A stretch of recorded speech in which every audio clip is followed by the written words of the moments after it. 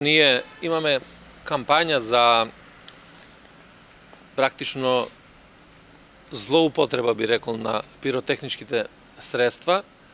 Таа кампања водиме и ние како Министерство за внатрешни работи и клиниката за пластична и реконструктивна хирургија.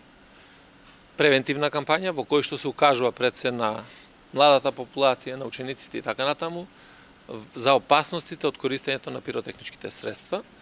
До сега имаме запленето околу 100.000 парчиња пиротехника, од кои што 4.000 се токму на територијата на општина Кумана. Уште еднаш сакам да упатам апел до сите граѓани, пред се до младите.